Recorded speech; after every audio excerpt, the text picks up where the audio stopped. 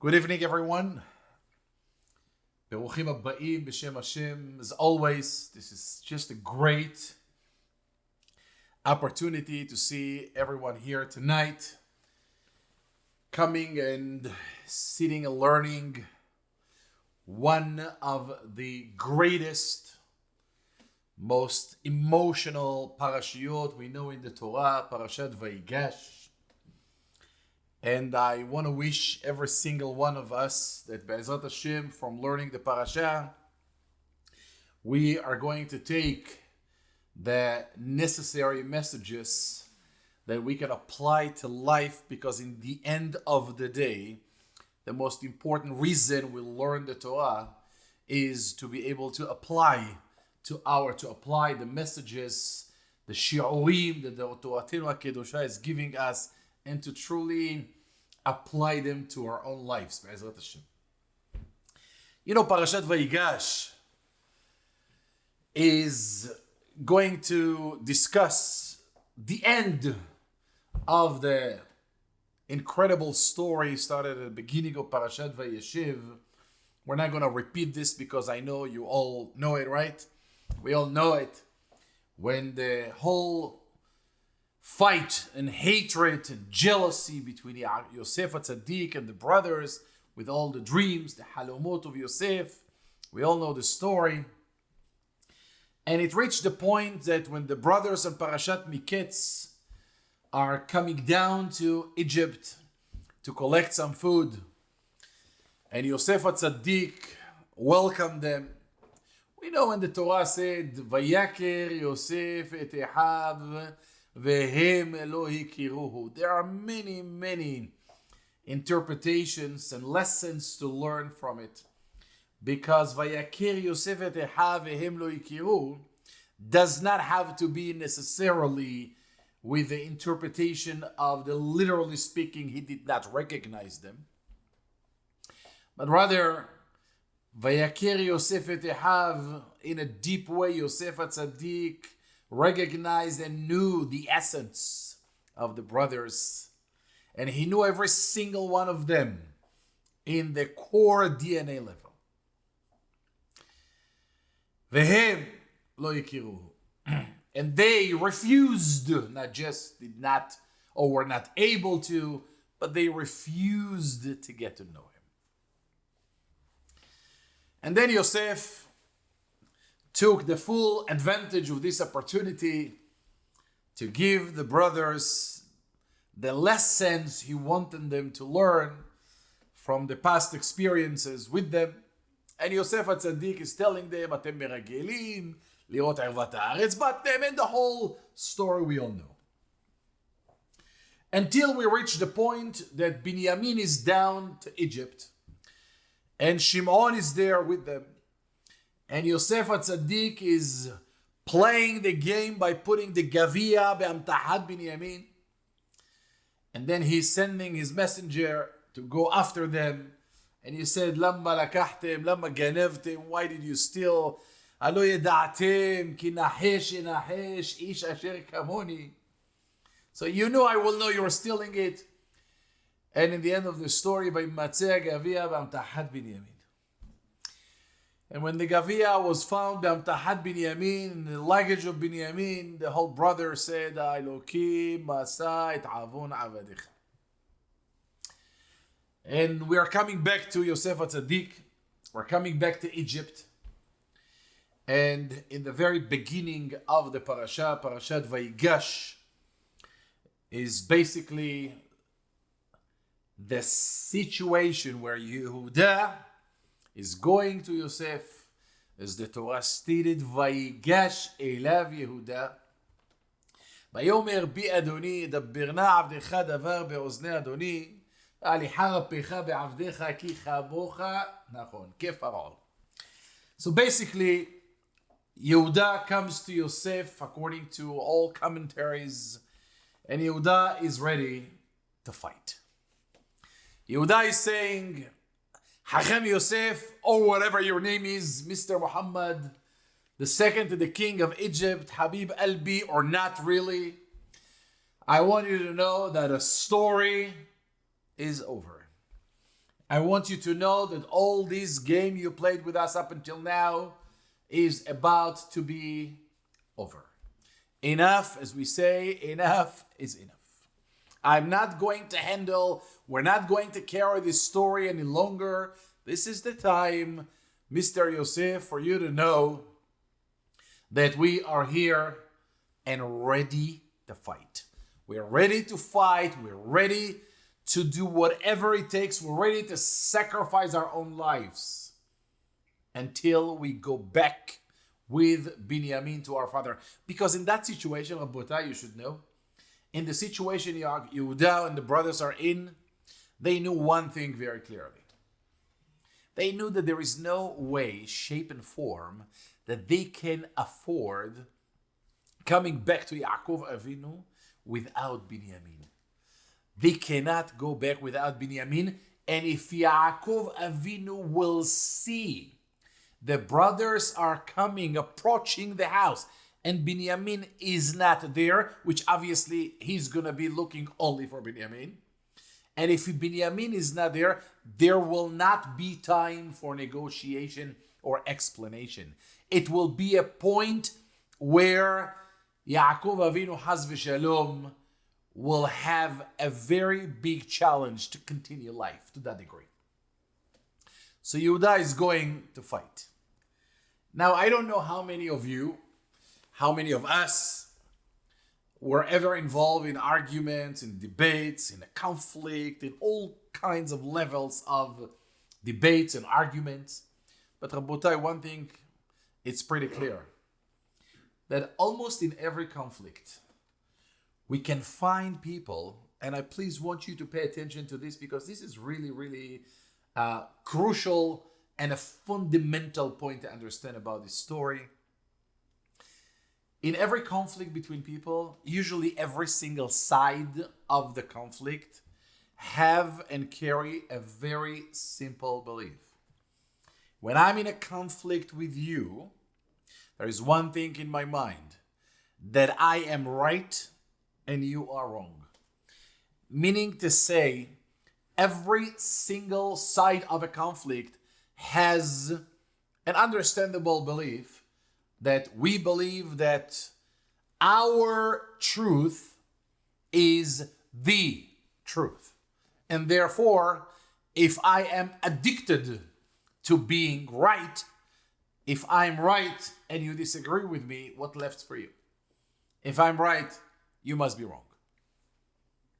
That's in a conflict that we have among families, friends, partners, business people, and all kinds of conflicts. However, Rabotai, this is very important to know as we approach the conversation, the very intense meeting between Yehuda and Yosef.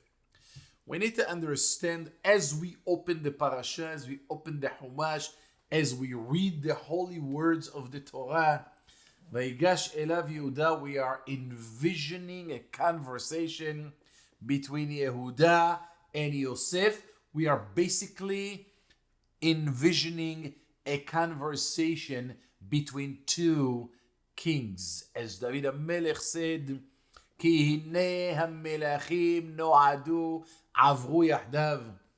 Ki hinei hamelachim no'adu avru yahdav, meaning to say, this is a conversation between two powerful kings. Yosef HaTzadik is Mashiach ben Yosef, and Yehuda is Mashiach ben David. And we know that those Malachei Elyon Kepshuto, Kedoshei Elyon, Yosef and Yehuda, are getting into a conversation. And when they are having the conversation, we have one job. And our job is to take a deep breath and learn the conversation, study the conversation word by word, what actually they are saying, because we know one thing. This is a kind of an argument, this is a kind of a conflict that there is no right and wrong. This is a conversation between two powerful kings that are exchanging a very heated conversation, whereas every single one of them is right and holy and powerful. And this is the challenge we have, to learn this dialogue, to learn this argument, to learn this conversation between Yehuda and Yosef, and understand that we are watching, we are witnessing a very powerful conversation. And this is what I would like to focus on tonight, to try to understand what is Yehuda saying, what is Yosef HaTzadik saying, and what is this entire dialogue that's going on here. But one thing we know. One thing we know. Maybe two things, if I may. The first thing we know is that Yehuda is prepared fully. Yehuda was prepared fully to go to the conversation with Yosef HaTzadik and to give him the speech of his life. The speech of his life. He's going to fight, and he's going to do whatever he can to make sure that the situation where Binyamin is in the hands of Yosef will be released, and they can go back with Binyamin to Yaakov Avinu. Yehuda is preparing the top-notch speaking skills that he had, and he's taking the content, the delivery, the whole idea, the whole 9 yards, to go to Yosef HaTzadik and get this story to the end. The second thing we know is that it actually worked. It actually worked. Could you believe that? Because in the end of the story, we know after Yehuda completed his speech, when he completed his message that he delivered to Yosef, we all know the reaction of Yosef. We all know that Yosef HaTzadik was melted. He melted Yosef's heart. He melted Yosef's heart to the extent that the Torah said, at the moment Yehuda HaKadosh finished his speech, the end result of that was ולא יכול יוסף להתאפק לכל הניצבים עליו. ויקרא הוציאו כל איש מעלי וכולי. ויאמר יוסף אל אחיו, I don't know any human being who is going to Bet HaKnesset this Shabbat. Yeah, you know what I'm talking about. So he's going, I can see it on your face. You're going on Bet HaKnesset this Shabbat. I don't know how many of us can keep our eyes dry from tears. ויאמר יוסף אל אחיו, אני יוסף. העוד אבי חי. And the reaction of the brothers was, ולא יכלו אחיו לענות אותו, כי נבהלו מפניו. ויאמר יוסף אל אחיו, רבותיי, we should say those words over and over and over again until we can let them sink in, until we inhale them in such a powerful way to understand the spirit of it and treasure the moment that Yosef HaTzadik is telling the brothers, Ani Yosef. And we all know that Yehuda's speech worked. And because that was Yosef's reaction. And if I may, Rabotai, and I'm sure this is not my question, I'm sure there are many, many people are emphasizing this question. And there is a great desire to understand the conversation that Yehuda is speaking to Yosef. Because there is one thing that is a tremendous pele. It's a huge wonder. Pele atzum. I don't know how many of you have any kind of public speaking training. But when you have public speaking training, you learn a lot of skills, a lot of methods, a lot of ways how to get people's attention.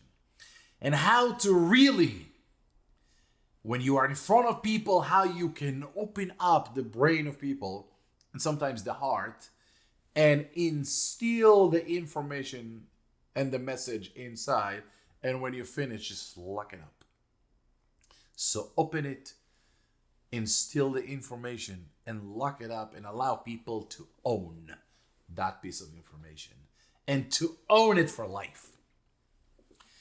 But if we ever have an idea of public speaking and we listen to the words Yehuda saying when he speaks to Yosef, we are in a tremendous, shocking point and a shocking understanding, ability to understand what is Yehuda actually saying. You know, in the kind of work that we do, when we hear people talking, there is a very interesting say that we try to get people to pay attention to what they say and start to mean what they say. We tell people, I know you're talking, but what are you actually saying? Meaning to say, think about what you're saying and what is the meaning of what you're saying. And when we pay attention to Yehuda's speech, there is almost impossible way to understand what is Yehuda actually saying. And yes, I am using the words or the word apparently, lechaora, but nevertheless, it's a big, big wonder. Because Yehuda had a great opening. VAYIGASH Yehuda vayomer bi Adoni. It's a very powerful opening. ידברנה עבדך דבר באוזני אדוני. I'm going to talk to you, to your ears, just you and I. Good. והליכה רפך בעבדך. Don't play Moroccan on me. Do not be angry about what I'm going to tell you. כי כמוך כפרעה, because you're just like Paro. What are you saying? But it definitely got Yosef Tzadik's attention. And then Yehuda, without blinking twice, goes to Adoni Sha'al. Listen to the conversation. It's Pele Atzum. Adoni Sha'al et avadav lemor, ayesh lachem av o ach. You asked us if we have a father and a brother. Vanomer el Adoni. And then we told you, yesh lanu av zaken, we have an older father, v'eled zikunim kata, v'achiv met, and his brother died, v'yivateru levado leimo, v'aviv vayavo, and we had a brother, and only one is left. And then you told us. He's basically telling him line by line the whole script of a history class. ונאמר אל אדוני, ותאמר אל עבדיך הורידו אליי, ונאמר אל אדוני לא יאכל הנער, ותאמר אל עבדיך אם לא ירד אחיכם הקטון איתכם, לא תוסיפון לראות פניי. We told you, you told us. We told you, you told us. He's just basically giving him the script of the entire history part of that story. ויהי עלינו לעבדך אבי ונגד לו ויאמר אבינו, and our father said, ונאמר לו נאכל, ויאמר עבדך אבי, You go on this story, and Yehuda is concluding, קחתם גם את זה ועם פניי וכרעו ועתה כבואי לעבדך אבי, and now we're going to go to our father, והנער איננו איתנו, and Binyamin is not with us. בנפשו כשורה בנפשו. You have to understand, their souls are so tight. בנפשו כשורה בנפשו. They are so tight. Their souls, their neshamot are so tight, and there is no way we can go back without Binyamin. And you know what might happen? And when he's going to see, when Yaakov Avinu will see that Binyamin is not with us, v'met. Haz v'shalom bar minan, Yaakov Avinu will die. והורידו עבדיך את שיבת עבדיך אבינו ביגון שאולה, and that's going to be terrible. And also you should know כי עבדיך ערב את הנער, כי איך אעלה לאבי והנער איננו איתי. You can read the פסוקים inside, פסוק after פסוק. Yeah, I'm obviously skipping a little of the פסוקים. כי איך אעלה לאבי והנער איננו איתי. פן אראה ברע אשר ימצא את אבי. רבותיי, the question is obvious. יהודה, what are you saying? All you're telling Yosef is the history class. All you're telling Yosef is this is what happened. You told us, we told you, you told us, we told you. How in the world? First of all, what you're being hadish? What are you saying? And second, what are you saying so powerfully that truly impacted Yosef so badly? To the extent that Yosef HaTzadik said, ויאמר יוסף אל אחיו ואני יוסף, ולא יכול יוסף להתאפק. What is Yehuda actually saying? Because it seems that this is a speech. I don't know if I should say it, or I don't know if we're allowed to say this is Kodesh Kodashim. But it looks a speech without any power. There's no profound words, profound messages in it. It seems like a history class. The second point that I think we should start to pay attention to, which is a magnificent idea. When you read the moment that Yosef HaTzadik could not hold up anymore, could not hold on to himself anymore. Velo yachol, the Torah said, Velo yachol Yosef leitapek. It's a little crucial that we pay attention to the way the pasuk is being written. And let's read it properly. Follow me on this. And here are the words. Velo yachol Yosef leitapek. What do you hear? Yosef could not hold back anymore. He couldn't take it anymore. Now, if I ask anybody why he couldn't take it anymore, obviously the story was too deep and emotionally stormed for him. Why he cannot hold back anymore? Because of the situation. This is a very strong emotional situation. Then the Torah said, Lechol hanitzavim alav. He was not able to hold back anymore. Lechol hanitzavim alav, because of the advisors. Nitzavim advisors. Yosef couldn't take the story anymore because of the advisors. And therefore, Vaikra otziu kol ish me'alai, and he called up to remove from the room everybody in the room, all the advisors. So he will remain in the room, alone. Yeah, he took a risk. Hachamim speaks about it a lot, and he took a tremendous risk, even risked his life not to embarrass his brothers. Velo amad ish ito be'idvada Yosef elechav. So Yosef remained alone with the brothers.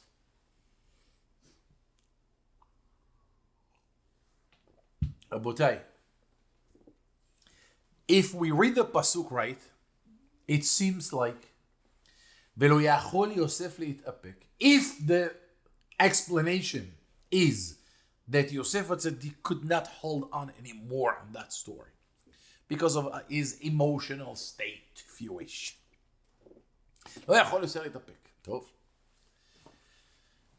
what does he want? He wants to stay alone with the brothers. So what problem does he have? What challenge does he have? He has advisors. He has his advisors on the right and the left. He has all his advisors next to him.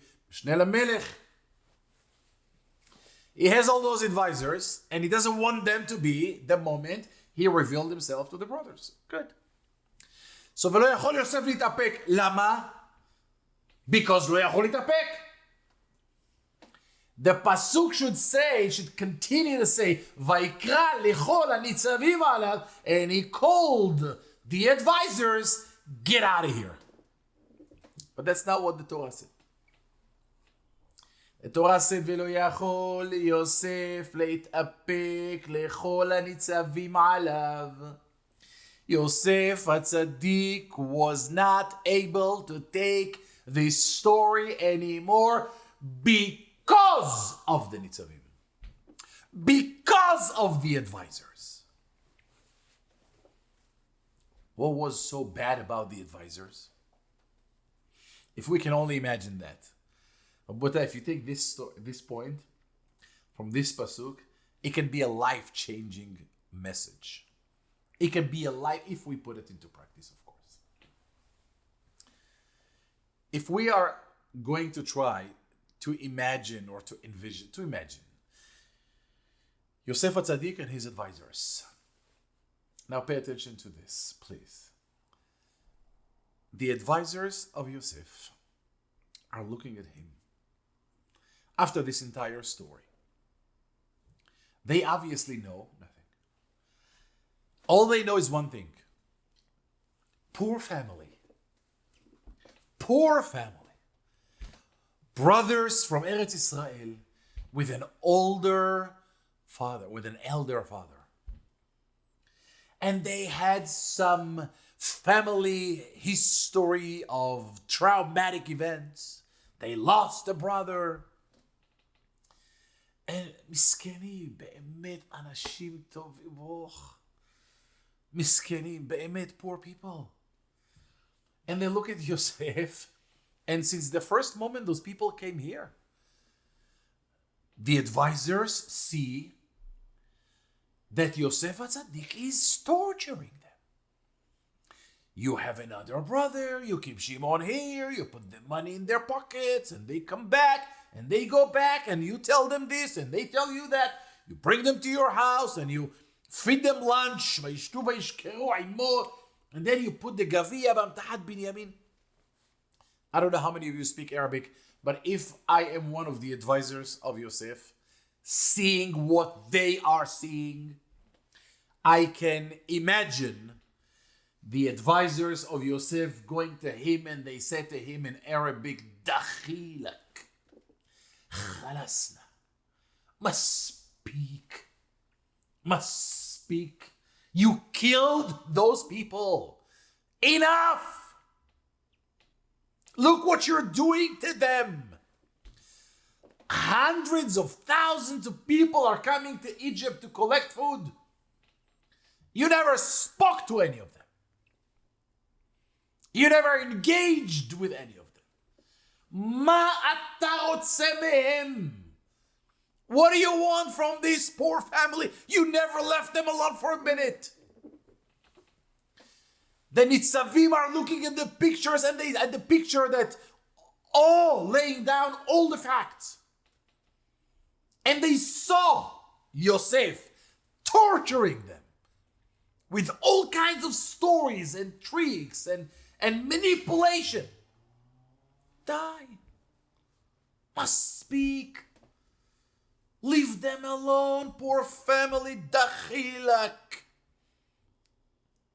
Enough. Now Yosef definitely respected and honored his advisors. That's why he hired them as advisors. And Yosef is looking at them and he says, my dear advisors, if anybody needs to get out of here, it's you. Because you don't understand what you're seeing. Do you see all the facts? Yes. Do you see all the events? Yes. Do you see everything that's going on? Yeah, you do. But let me tell you. And this is the lesson Yosef HaTzadik is giving to the advisors. And he said, you see the facts.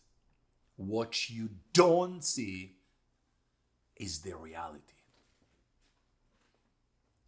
You see the facts. What you don't see is the reality.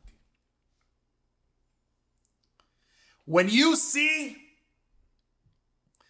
poor brothers, I see hatred. I see וישנאו אותו ולא יכלו דברו לשלום. When you see poor people coming to collect food, I see myself having a conversation with a snake in the pit not to kill me. When you see יש לנו אב זקן, אני רואה וישחטו שעיר עזים, טרוף טורף יוסף. When you see these people coming to collect food, and they all of a sudden care about their brothers, והאחיו מת, you want to take the violin and cry with them. I see myself 12 years in jail because of them. So, Abotai, when you pay attention to this is a mind-boggling idea. Because it's so simple truth that we can have two people seeing with their biological eyes the same exact event, line by line, the entire story. They see the facts, they just don't see the reality. as the Torah said, "ולא יכול יוסף להתאפק לכל הניצבים עליו." Yosef was unable to handle the situation anymore because of the nitzavim. He looks at the nitzavim, he looks at his advisors, and he said, "Be quiet, please. You don't understand what you're seeing." But we saw the facts. You saw the facts. You did not see the reality. I'm going to share with you a quick story that made a tremendous impact on me when I heard that. It's so simple, but it's amazing when you pay attention to this. The story is about this man who was 70 years old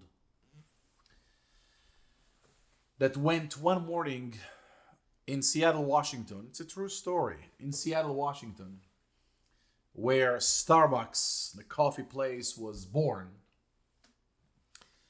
This guy at 7 o'clock, if some of you may know, but that Starbucks in Seattle, Washington is not a coffee. And I'm not promoting Starbucks right now, although I love the coffee.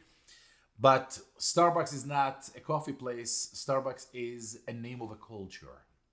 There's a whole culture of coffee drinking. And if you walk to Starbucks in Seattle in the morning, there are comfortable couches. It's like a kind of a feelings of a library. Very quiet, people getting their coffee. They're coming with a newspaper, the Shnai Mikra Ve'hat Targum, that thick of a newspaper. And early in the morning on Sunday, that morning, this old man went to the coffee, to Starbucks, and he ordered venti vanilla non-fat latte. And he takes his newspaper, he goes on one of the couches, and he's sitting and reading לשם ייחוד, קודשה בריחו, שכינתה, להבדיל בין הטמא לטהור. He's reading the newspaper. All of a sudden, there was this woman walking with the 4 kids. Walking with 4 kids at 7 o'clock in the morning on Sunday. Kids that were wild as you can imagine. And this guy is watching that. It bothered him so much. He's reading his newspaper. And he's watching these kids jumping, screaming, yelling, completely out of control. And they're going there and they're taking the sugar and they're taking the honey bags and they throwing them on the floor, making a huge mess in the store. 4 kids completely out of control, and she's trying to control them, but she was very, very unsuccessful. This old man is looking at her and he's trying to give her a hint of, "Ma'am, get your act in the right place and please take care of your own kids." And he sees that giving her the look didn't make the difference. And the kids are still wild and making a huge mess in the store. And he's trying to make some noise, shh, like getting some quiet in the place. I came here to relax, to read my newspaper with my coffee, Sunday morning, Ribono shel Haolam. And he realized that whatever hints he's trying to insinuate to this woman, she could not control the kids. This man got so angry. He got so upset. He got up and he went to her. He approached her. And he told her one of the worst lines you could ever say to a human being. But he said it out of anger and out of a very, very deep justice in his own eyes. He goes to this woman and he said, "Ma'am, I want you to know that if you could not take care and you cannot control your kids, I would highly recommend to you to think twice before you bring children to the world." This poor lady looked at him and she said, "Sir, I'm deeply apologize. You're right. I'm really sorry for the mess and the noise that the kids are making here. But I want you to know something. Those 4 kids are not mine. Those 4 kids are my sister's kids. And my sister was 34 years of age that just passed away an hour ago. Those 4 kids of hers spent the entire night in the hospital across the street from Starbucks here. And they spent the entire night there telling her goodbye, separating and departing from their mother. And that's why they're a little wild. I apologize, that cannot control them. It was a very terrible night for them, seeing their mother dying in front of their eyes. However, Rabotai, how deep do you believe this old man is ready to dig his own grave, to die on the spot?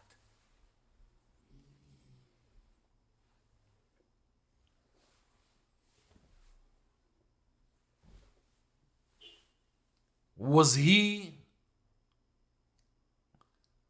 seeing the events? Definitely. Were the events changed? Absolutely not. The noise was noise. The kids were wild.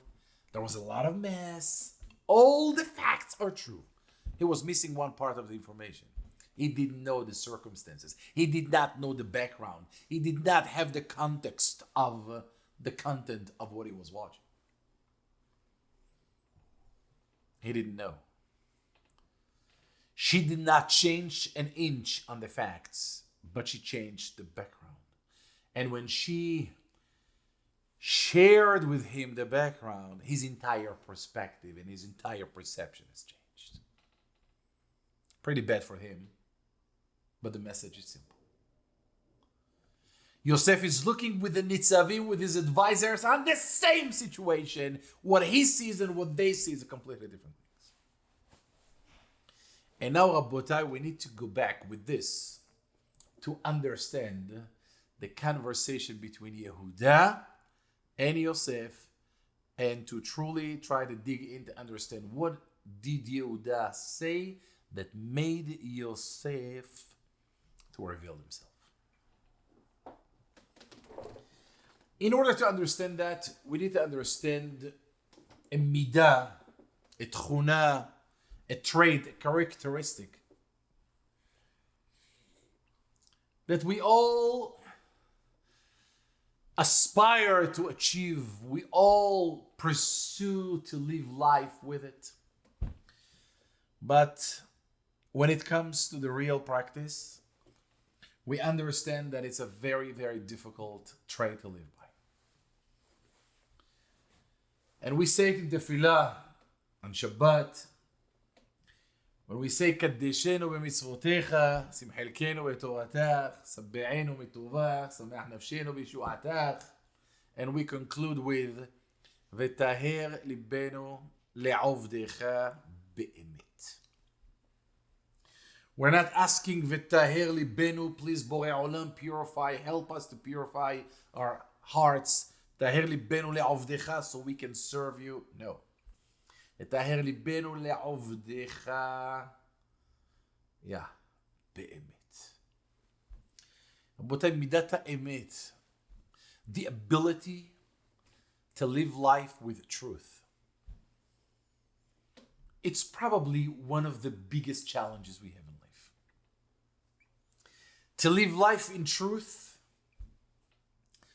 to live life with what in English we call integrity. What is integrity?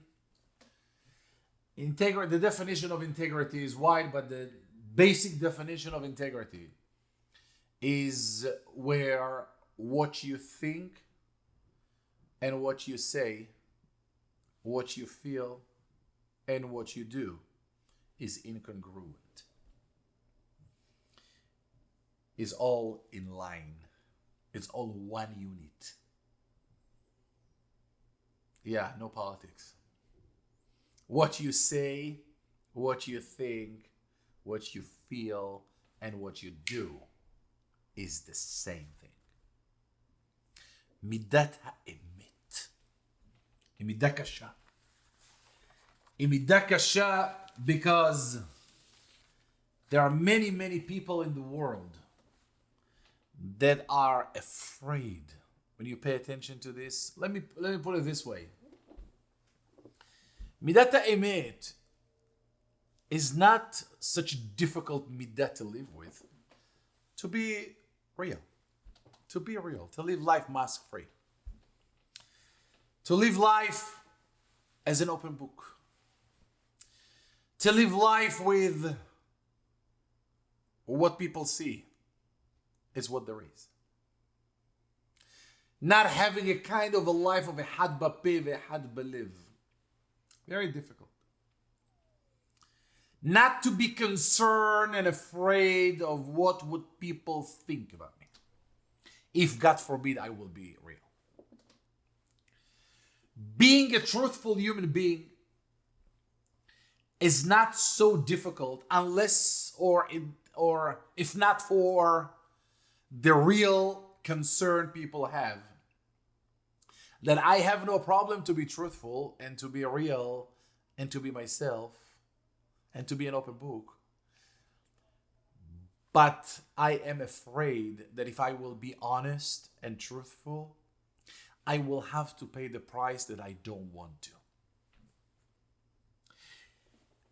Being dishonest is not a question of a desire to be dishonest. It's basically more a fear of paying the price. It's an escape road that created by or generated by fear. What's going to happen? What price will I have to pay if I am being honest and truthful? I will never forget, by the way, I do a lot of, Baruch Hashem, I have the zechut to work with couples, to work on relationships, marriages mostly. And quite often I can tell you that a woman can come and say, you have to understand something. I'm done with him. I'm done with him. I can't stand him anymore. I can compromise. I can forgive. I can do that. But there are certain things I cannot move on in life with this. What is it that you cannot move on with? I asked her. And she said to me, what do you mean? He's a liar. He's a liar. And I don't mind for him to be weak, to show a weakness. But tell me the truth. I cannot stand liars. I don't know who am I living with. Because he's constantly lying. And I'm married to a liar. And she goes on and on and on. Liar, liar, liar, liar. So I looked at her and I said, in one event, but it happened many times. I said, ma'am, let me ask you a question. Did you ever, or do you ever remember yourself lying? Or you never in your life lied? At this moment, she goes to the Israeli Hebrew language. תראה, אני לא טלית שכולה תכלת. I'm not saying I'm perfect. I'm not saying I am excellent here and there. We're human beings. Okay. So let me ask you a question. When you lie, what was the reason for you? In what cases, by definition and by principle, under what circumstances do you feel comfortable to lie? She says, when I don't want to pay the price of saying the truth. If I know by telling the truth I will pay a price I don't want and I'm not prepared to pay, then I'm going to twist the truth a little bit. So I said to her, so you are lying under those circumstances. She said, here and there. I said, so here and there you are a liar. If you want to call it like that.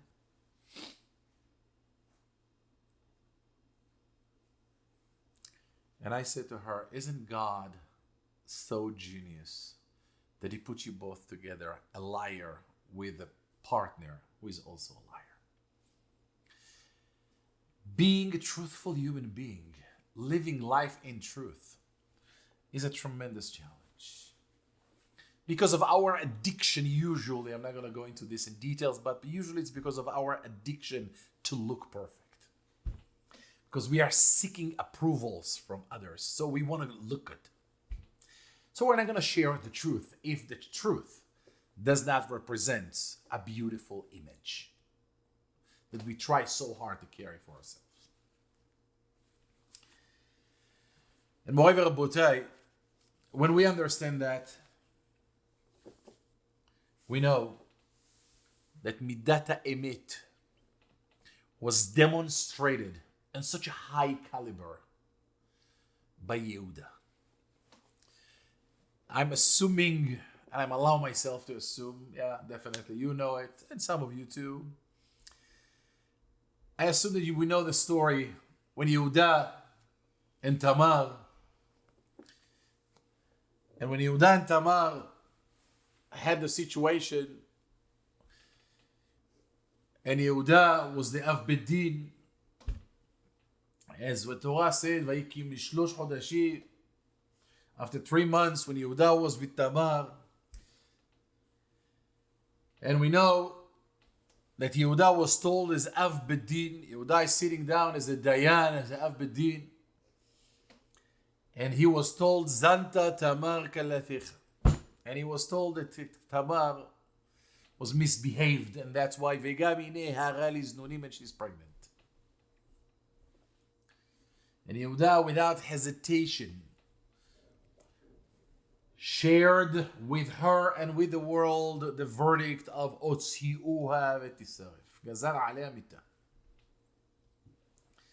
He motzeh, the Torah said, after Yehuda came up with the verdict, she came to him and she took a hotemet v'petilim v'mate, and she said, Hakir na limi hotemet v'petilim v'mate la'ele asher lo anuchi hara. I am pregnant from the owner of those items. Moreover, Rabotai, I don't know if we can go there now, but if we can envision that point, that situation, Yosef, Yehuda, Kadosh Elyon, Av Bedin, and this woman, his daughter-in-law, pregnant from him. And he said, Otziuha v'tisaref, there is enormous shame and blame and guilt trips that's going on there. And Yehuda could easily wipe it out and say, Otziuha v'tisaref. I said so. Who do you believe anybody would ever believe? Who do we think anybody would ever believe? Yehuda said, go. And she said, it's not from anybody, but somebody very important. Yehuda could easily push away that shame, and no one ever will know the truth. But Yehuda, Rabotai, carried, as Yaakov Avinu said in Parashat Vayehi, Yehuda tayoducha hecha, you are the man of truth.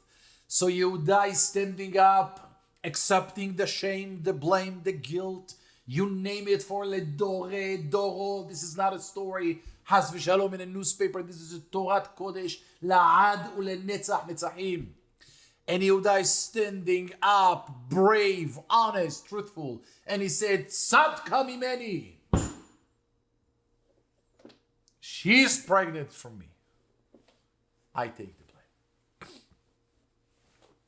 So Yehuda carried the crown of honesty, of truthfulness.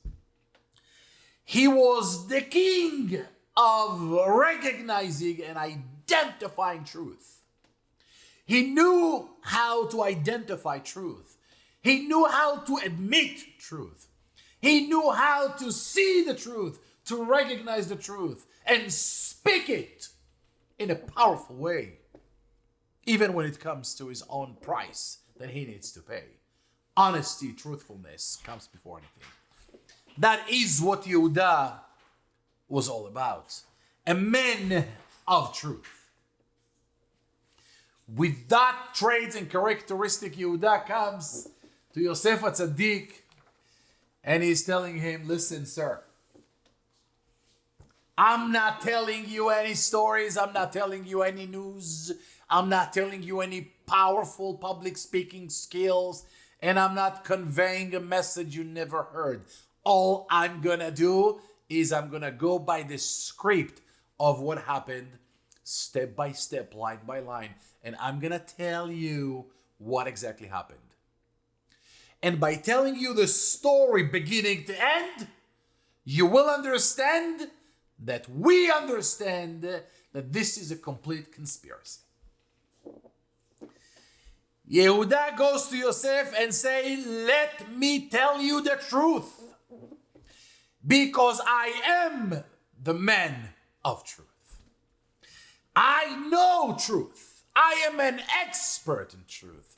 I'm wearing the crown of truth, and I'm going to share with you the truth. You are a conspiracy man. Yes, the speech itself, you asked us, we told you, you asked us, we answered you. But now when you take the entire story beginning to end, now when you read it as one picture, you realized that it's about time for you, Mr. Yosef, to say the truth. Because I care about the truth, and the truth is that this story was one big manipulation. Yosef HaTzadik, Rabotai, melted down. Yosef HaTzadik comes to Yehuda, his brother, and he said, my dear brother, I know you are a truthful man. I know you are carrying the crown of truth. I know you are an honest person, and I know you're gifted in truth. But I want you to know that what you are carrying, the legacy, please pay attention to this, the legacy of identifying truth, saying the truth, admitting the truth is beautiful, yet it is not sufficient. If you really want to learn what I have to offer to the world, is the following. It's not enough to know the truth. It's not enough to admit the truth. It is very powerful to live with truth. Live life with practices with the truth.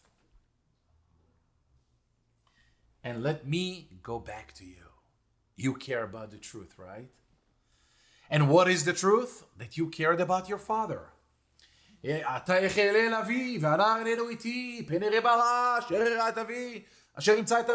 really afraid what's going to happen. You know, we had a brother, we lost a brother, and our father is concerned, and we are concerned, and we don't know what to do, and we care, we're ready to fight. Said Yosef, you care about the truth? Great. But let me tell you how you can move truth into practice. Ani Yosef.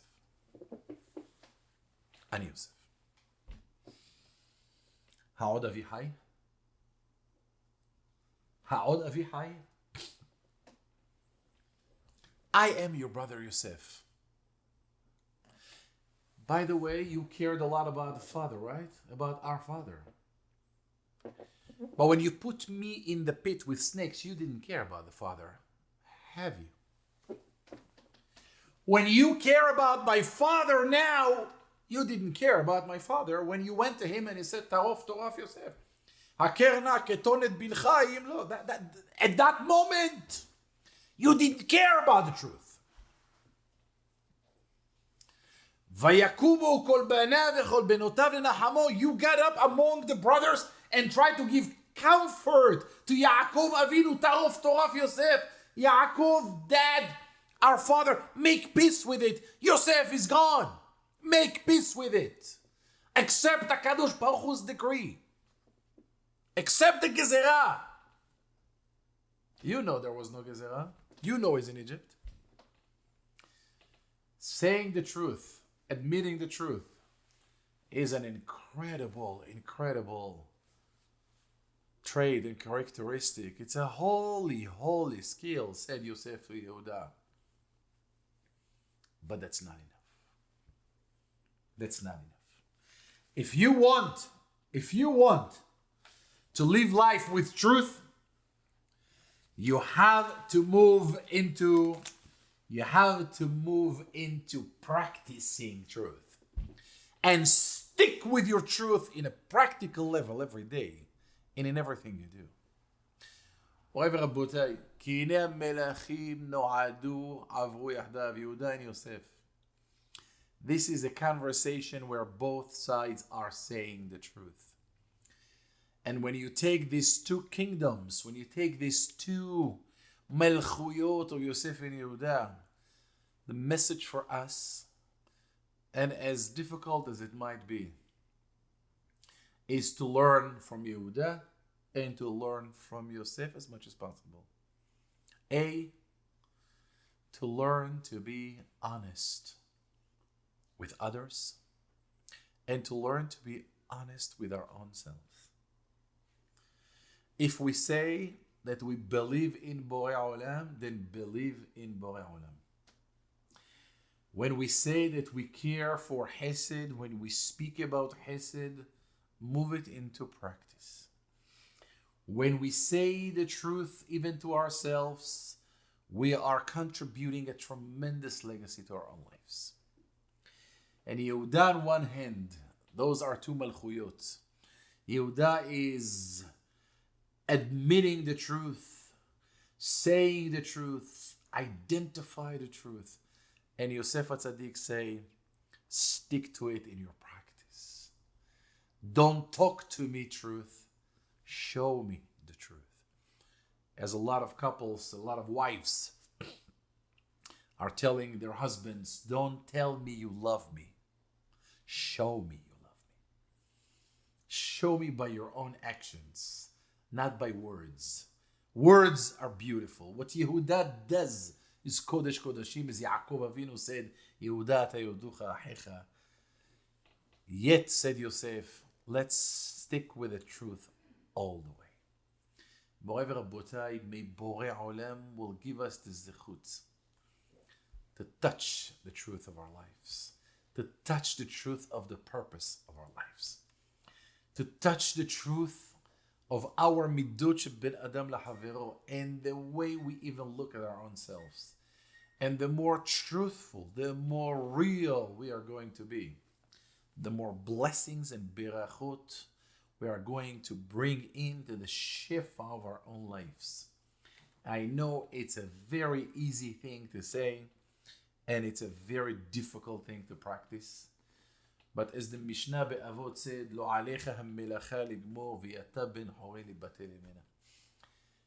Even if we just try, by saying truth to our own selves, by being truthful in our families, by being truthful in the community, by being the kind of a people that we are, speak of who we are. May Borei Olam will give us the zechut to have pi v'libo shavin, to be a complete human beings and in integrity, whereas every single word we say, we mean it with all our heart. Borei Olam will give us the zechut to be anshe emet, and be'ezrat Hashem nizke lebi'at Mashiach tzidkenu b'mhera b'yamenu. Amen.